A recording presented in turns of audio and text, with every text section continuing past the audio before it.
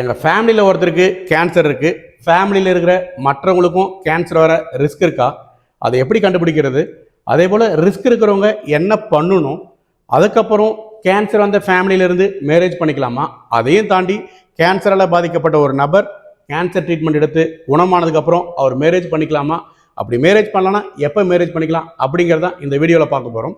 அதாவது கேன்சர் வர்றதுக்கு பல வகையான காரணங்கள் இருக்குது.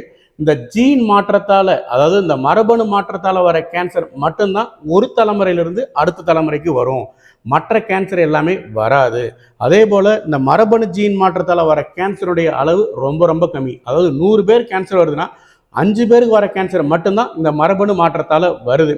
அதே போல் நம்ம ஒன்ஸ் கேன்சர் கண்டுபிடிச்சதுக்கு அப்புறம் நம்ம டெஸ்டிங்லாம் பண்ணிவிட்டு ட்ரீட்மெண்ட் ப்ராசஸ் பண்ணுறோம். பட் அந்த டைமில் கண்டிப்பாக கேன்சர் மரபணு மாற்றத்தால் வந்திருக்கிறதுக்கான வாய்ப்பு இருக்கா அப்படிங்கிறத நம்ம அசஸ் பண்ணணும். அதை எப்படி அசஸ் பண்ணுவோன்னா, எந்த ஏஜில் கேன்சர் வந்திருக்கு, அந்த ஃபேமிலியில் வேற யாருக்கா கேன்சர் வந்திருக்கா, என்ன டைப் ஆஃப் டிஷ்யூ, ஒருத்தருக்கே மல்டிபிள் கேன்சர் வந்திருக்கா, இதெல்லாம் அசஸ் பண்ணி மரபணு மாற்றத்தால் கேன்சர் வந்திருக்க வாய்ப்பு இருக்குது அப்படின்னு அந்த கேன்சர் பேஷண்ட்டை நம்ம கன்ஃபார்ம் பண்ணிட்டா அதுக்கப்புறம் நம்ம மரபணு டெஸ்ட் எடுக்கணும். மரபணு டெஸ்ட்டில் மோஸ்ட் ஆஃப் த டைம் நெகட்டிவ்னு வரும். ஒருவேளை அந்த பேஷண்ட்டுக்கு அந்த மரபணு டெஸ்ட் பாசிட்டிவ்னு வந்துடுச்சுன்னா உடனே அவங்க ஃபேமிலியில் இருக்கிற, அதாவது அடுத்த ஜென்ரேஷனுக்கும் கண்டிப்பாக அந்த மரபணு டெஸ்ட் எடுக்கணும். ஏன் எடுக்கணும்னா, அவங்களுக்கு ஒருவேளை அந்த மரபணு டெஸ்ட் பாசிட்டிவ் இருந்துச்சுன்னா அவங்கள கேன்சர்லேருந்து கம்ப்ளீட்டாக பாதுகாத்துக்கலாம். அதே போல் இந்த ஜீன் மியூட்டேஷன் இருந்துச்சுனாவே எல்லாருக்கும் கேன்சர் வருங்கிறது அவசியம் இல்லை. ஒருத்தருக்கு வரலாம், ஒரு சிலருக்கு வராமல் இருக்கலாம். பட் எல்லாரையுமே நம்ம கேன்சர்லேருந்து பாதுகாத்துக்கலாம். அதே போல் சில உறுப்பில் கேன்சர் வந்தாவே கண்டிப்பாக நம்ம மரபணு டெஸ்ட் எடுக்கணும். For example, prostate cancer, pancreatic cancer, ovarian cancer, triple negative breast cancer, இந்த சுச்சுவேஷனில் கண்டிப்பாக நம்ம மரபணு டெஸ்ட் எடுக்கணும். அதே போல் stomach cancer, endometrial cancer, colon cancer, இதெல்லாம் சில டைம் மரபணு மாற்றத்தால் வர வாய்ப்பு இருக்குது. அப்போ ரிஸ்க் அசஸ்மெண்ட் பண்ணி நம்ம ரிஸ்க் இருக்குது அப்படின்னு வந்துச்சுன்னா டெஸ்ட் எடுக்கணும், இல்லைன்னா அவசியம் இல்லை.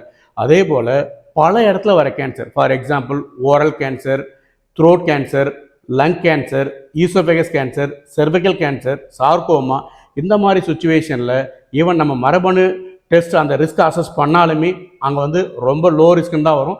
இந்த மாதிரி கேன்சர்லாம் ஒரு தலைமுறையிலிருந்து மற்ற தலைமுறைக்கு வர்றதுக்கு வாய்ப்பே இல்லை. அதாவது ஒரு கேன்சர் பாதிப்புக்குள்ளான ஃபேமிலியிலிருந்து மேரேஜ் பண்ணிக்கலாமான்னா கண்டிப்பாக பண்ணிக்கலாம். நான் ஒரு ஆன்காலஜிஸ்ட்ங்கிறதால சப்போர்ட் பண்ணல. ஏன் சொல்கிறேன்னா, இந்த மாதிரி மரபணு மாற்றத்தால் வர கேன்சருடைய அளவு ரொம்ப ரொம்ப கம்மி. நம்ம ரிஸ்க் அசஸ்மெண்ட்டில் மரபணு மாற்றத்தால் கேன்சர் வர வாய்ப்பு இருக்குன்னு தெரிஞ்சதுக்கப்புறம் அந்த பேஷண்ட்டுக்கு ஜீன் மியூட்டேஷன் பண்ணுறப்பையும் நிறைய டைம் ஜீன் மியூட்டேஷன் நெகட்டிவ்னு தான் வருது.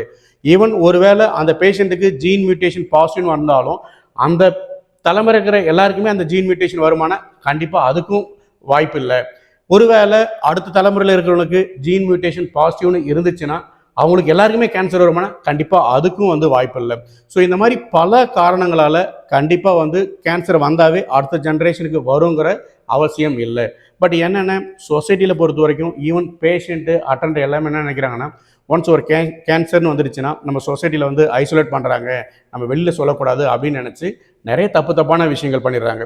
ஒரு உண்மையான சம்பவம் ரொம்ப ரொம்ப மனசு கஷ்டமாக இருக்குது, அதை நான் சொல்கிறேன். என்னென்னா, இங்கே பொள்ளாச்சி பக்கத்தில் நெகம்னு ஒரு வில்லேஜ் இருக்குது. அந்த வில்லேஜில் ஒரு எம்ஏ படித்த ஒரு ப்ரைவேட் ஸ்கூல் டீச்சருக்கு ஒரு செர்வைக்கல் கேன்சர் ஸ்டேஜ் 1 வருது.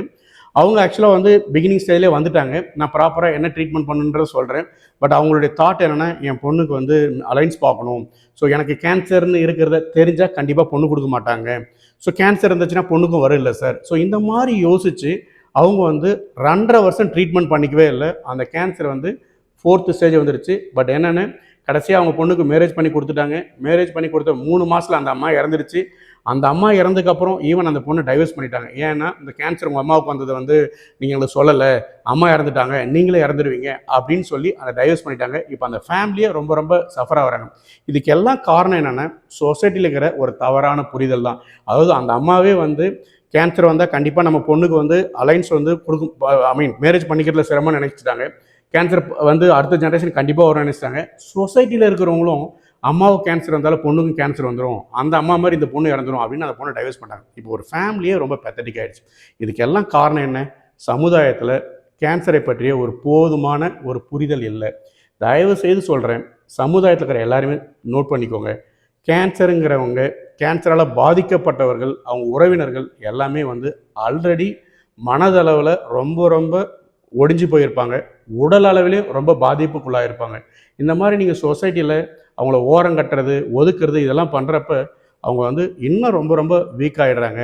அவங்க எல்லாமே ஓரங்கட்டப்படுபவர்களோ ஒடுக்கப்படுபவர்களோ அல்ல. தயவுசெய்து நம்ம எல்லாம் தான் அவங்கள ஊக்கப்படுத்தி கேன்சர்லேருந்து மீண்டு வர உதவி செய்யணும். அதே போல் இந்த பதிவு வந்து உங்களுக்கு ரொம்ப பயனுள்ளதாக இருக்குன்னு நினைக்கிறேன். தயவுசெய்து வந்து ஷேர் பண்ணுங்கள். கேன்சரை பற்றிய தவறான புரிதலை நம்ம வந்து இந்த சமுதாயத்திலேருந்து ஒழிக்கணும். அதான் இந்த வீடியோவுடைய நோக்கமே. Thank you so much.